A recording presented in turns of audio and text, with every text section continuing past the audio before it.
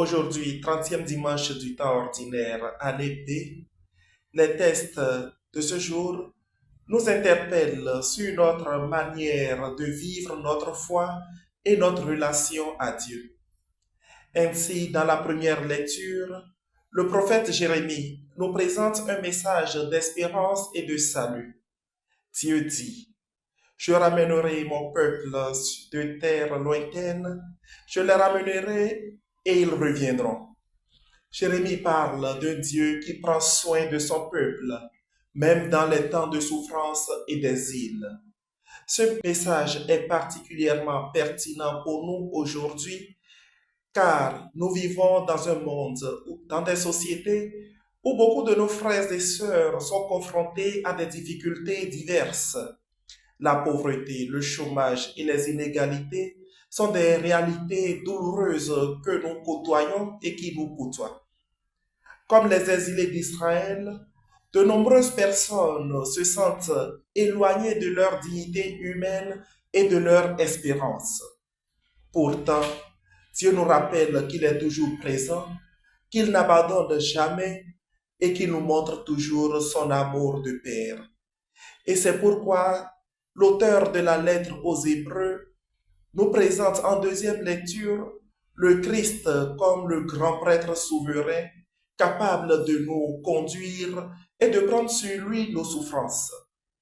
L'auteur de la lettre nous rappelle que Jésus a été choisi par Dieu pour servir et offrir des sacrifices pour les péchés du peuple. Il est à la fois pleinement divin et pleinement humain, ce qui lui permet de comprendre nos souffrances et nos luttes. Et dans notre contexte, il est facile de se sentir dépassé par les difficultés du temps présent. Nous faisons face à beaucoup de difficultés, parfois qui nous semblent insurmontables. Cependant, le Christ, en tant que notre prêtre, le grand prêtre, nous accompagne dans ces épreuves. Il sait ce que nous vivons et il comprend nos peines.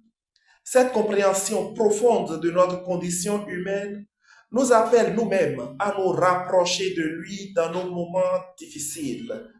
En ces temps délicats, nous sommes appelés à nous tourner vers lui, le Christ, le grand prêtre par excellence, pour trouver la force de continuer et d'avancer. Nous sommes aussi appelés à nous soutenir les uns les autres en communauté ecclésiale de base, en mouvement et en association chrétienne, et simplement en humain. Il nous prend par la main, nous redonne vue et nous guide sur le chemin comme il a fait avec Bartimée, l'aveugle de l'Évangile. Et dans l'Évangile selon saint Marc, nous rencontrons Bartimée, un aveugle, assis au bord du chemin, appelant Jésus: Fils de David, prends pitié de moi. Ce cri de cœur et de foi est particulièrement puissant. Bartimée est un homme rejeté, marginalisé, mais il ne laisse pas la foule l'empêcher de crier pour obtenir la guérison qu'il désire tant.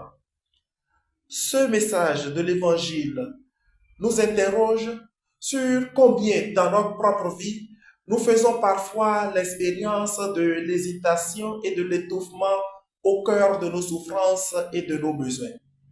Dans une société où il est souvent difficile de se faire entendre, où l'indifférence peut prévaloir, Bartimée nous enseigne l'importance de crier, de demander, de ne pas avoir peur de surmonter nos vulnérabilités et de nous tourner vers le Christ. Mais lorsque Jésus appelle Bartimée, celui-ci se lève et se dirige vers le Christ. Cette action symbolise notre propre démarche vers Dieu.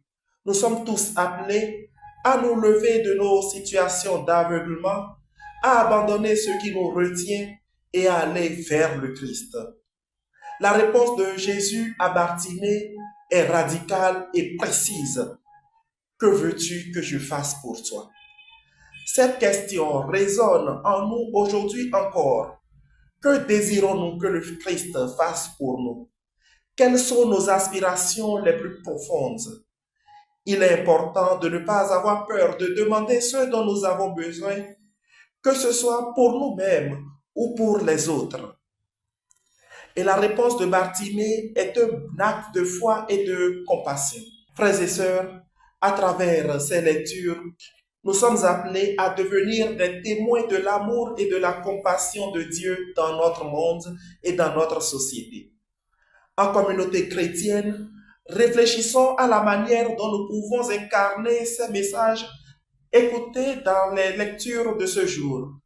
Comment pouvons-nous ramener les perdus à la dignité, offrir de la compassion à ceux qui souffrent et agir avec courage dans un monde qui a besoin de lumière?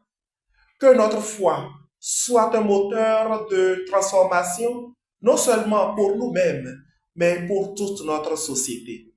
Que le Seigneur nous guide et nous fortifie sur le chemin de foi et surtout sur le chemin de l'engagement.